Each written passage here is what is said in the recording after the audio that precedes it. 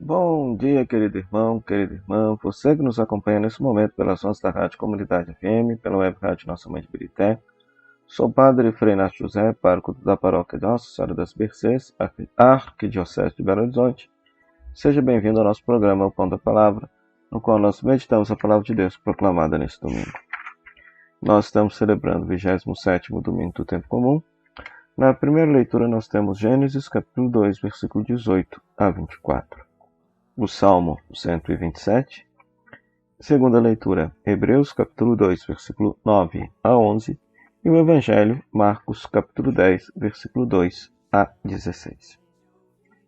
Na primeira leitura, Gênesis, capítulo 2, versículo 18 a 24, descreve a criação da mulher por parte de Deus.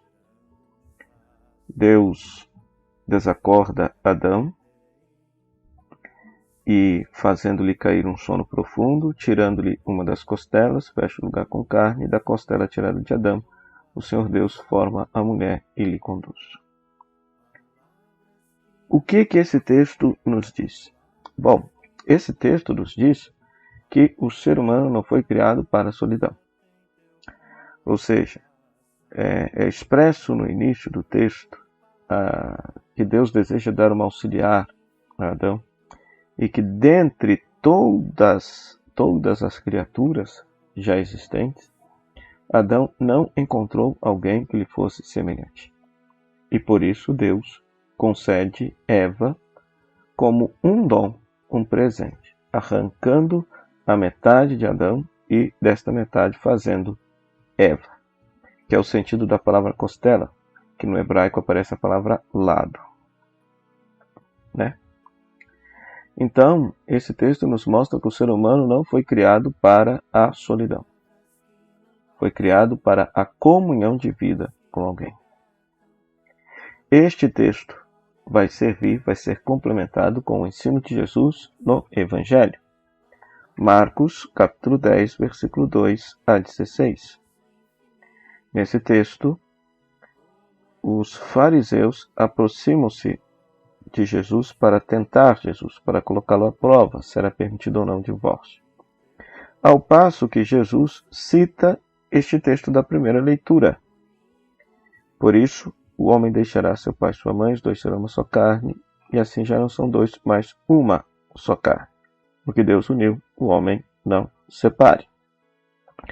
Dizendo que Moisés havia permitido a separação do seu tempo por causa da dureza do coração do homem. Aqui é interessante conhecer a cultura da época. Era o homem que se casava com a mulher, que comprava a mulher, pagava o dote. E, se caso ele desgostasse da mulher e se separasse dela, ele tinha que dar uma certidão de divórcio para que esta mulher não corresse o risco de ser acusada de adultério caso um outro homem a comprasse.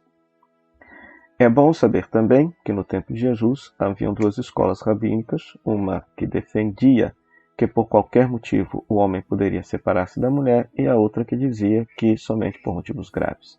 Jesus, nesse caso, ele, na sua interpretação da lei de Moisés, ele não concorda com nenhuma das duas escolas. Ele propõe a via da união.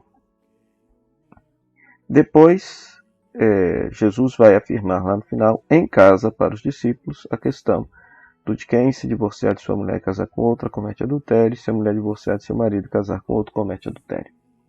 Aqui tem a ver com o contexto da igreja de Marcos, porque a igreja de Marcos parece ser uma igreja localizada no território pagão, pois o homem e a mulher se casam. Então, o homem e a mulher podem se separar. No caso do judaísmo, somente o homem se casa com a mulher e somente o homem se separa de sua mulher. De qualquer maneira, o grande ensino aqui é que o que deve prevalecer no relacionamento homem e mulher é o esforço por viverem unidos, pois toda separação é uma frustração do projeto de amor de Deus para o homem e a mulher. O que esse texto nos faz dizer a Deus? Ambos os textos. Então, nesse final de semana, somos convidados a rezar então, por todos os casais, sobretudo os casais que estão passando por dificuldade, crise, para que eles, alimentados pela palavra de Deus, pela luz do Espírito Santo, possam superar suas divergências, superar suas crises, a fim de manter este esforço bonito deste projeto de união, que é o sonho de Deus para o casal. O sonho de Deus para o casal. Uma separação só pode acontecer quando a situação estiver realmente inevitável, quando for uma situação insustentável entre os dois. Quando houver violência, agressão, esse tipo de situação que Deus não deseja para nenhum casal, que Deus não deseja para nenhum relacionamento. Já na segunda leitura, Hebreus capítulo 2, versículo 9 a 11, nós temos esse texto no qual o autor vai afirmar que o santificador e os santificados têm o mesmo ancestral. O santificador é Jesus, os santificados somos nós. E que convinha que, de fato, que Jesus pudesse conduzir muitos filhos à glória, e esta salvação foi levada à consumação por meio de sofrimentos. Ou seja, Jesus nos salva porque, segundo Hebreus, na opinião de Hebreus, por quê? Porque ele participou verdadeiramente da nossa vida e da nossa condição sofredora. Por isso ele pode nos chamar de irmãos. Mais para frente, o texto vai falar que Jesus é sumo sacerdote, é o único sacerdote diante de Deus. Por quê? Porque de fato ele experimentou a nossa vida, conhece profundamente a nossa vida.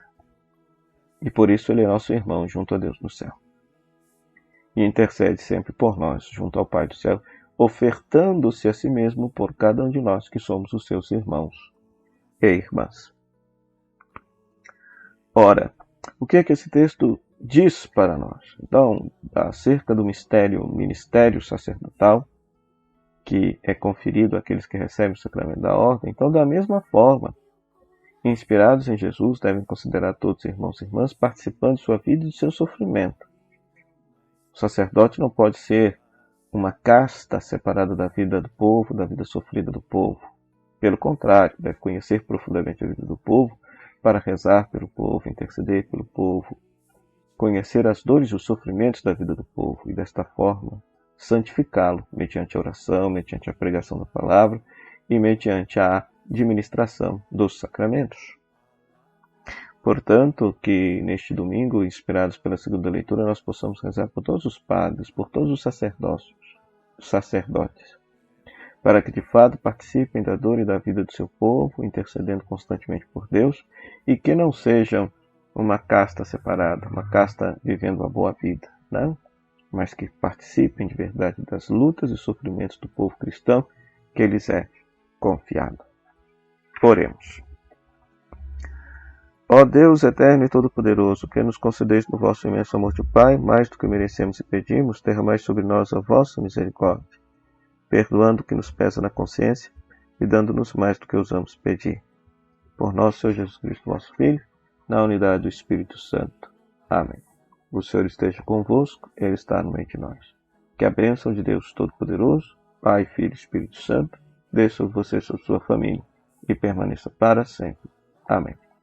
Meu muito obrigado à Rádio Comunidade FM, que nos cede esse espaço para pregar a palavra de Deus, a você, querido rádio ouvinte internauta, que nos acompanha pelas redes sociais, você que também nos acompanha pela web rádio Nossa Mãe.